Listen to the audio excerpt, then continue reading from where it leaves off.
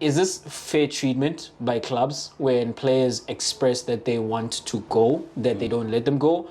Or are players just supposed to suck it up and recognize that, well, you do have a contract and you are just supposed to honor it?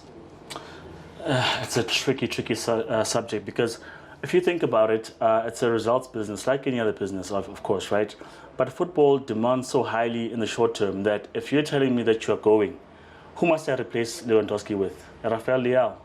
It's just not the same metrics. We're not going to win the Champions League. We're not going to do whatever, because you've greatly reduced your assets in the next coming campaign. I mean, if you ask any fan of any team, they have dreams of signing Neymar, whether they've got the money or not, because it's a dreams business, and teams like Chelsea, teams like City can make those dreams come true in terms of compiling a good team, right? So now, if I'm in a dream position, I mean, it's a farmers' league, but Bayern are in the dream position where they win every other day, every other cup and league that's available in Germany. Their biggest challenge is Europe. If you're now going to take away from me the most prolific goal scorer, who do I find to replace, right? But at the same time, they easily do away with what they call old and used products. There's no scuffle there. But when you're one of the best products, then there's an issue there. I mean, because why don't players who are up, why don't they see up their 6-year contracts? Why are they moved off, you know? So there's an issue there in terms of, is it fair? But I think in this case, you can somewhat agree, because he has given to them as much as he can give. Champions League, leagues, goals, everything. I mean, you were one who would say to Barca that Messi has given Barca anything and everything they've ever wanted. They are more in debt to him than he is to Barcelona. Players like Lukaku don't have that leg for me to stand on. We signed for record money to at least produce something. You can't just leave, you know? And you knew what the investment was, you knew what the plan was. Look, I understand if there's a new coach who comes in, different ideas, it no longer suits you. But if you were brought in for this particular project, you are the cornerstone of this project, and you just want to up and go. Let's win something. Let's grab something with you, and then we can move you off. Because I don't think clubs have a contingency plan that, should Jay want to leave next week, here's who we sign. There's no such plan. We are signing you for 5 years, and we can then listen to offers 2 or 3 years after that. I think at least play for half of the term of your contract, and then say you want away. Lewandowski has been at Bayern for long enough. I think you should let him go.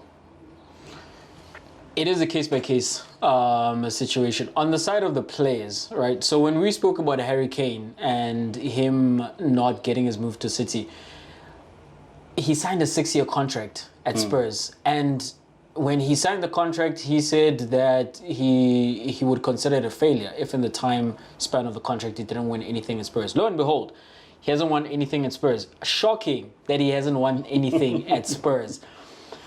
But so that for me is on him. Like when you go up to, if you are a Harry Kane, if you are a player of that kind of clout, you can't sign a 6-year contract.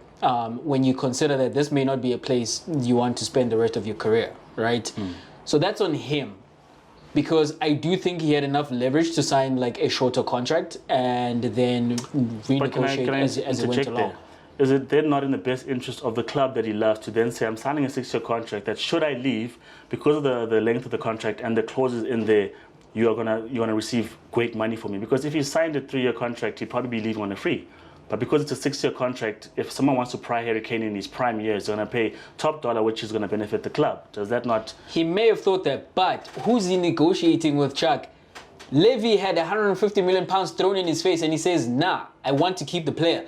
When you don't even have any guarantees that this player is going to extend his contract. Harry Kane also 29. You know, he's at that age where Hazard was signed, and you want to be careful about guys who are approaching 30 or on the other side of 30. That's why the Mo Salah thing as well is a bit tricky.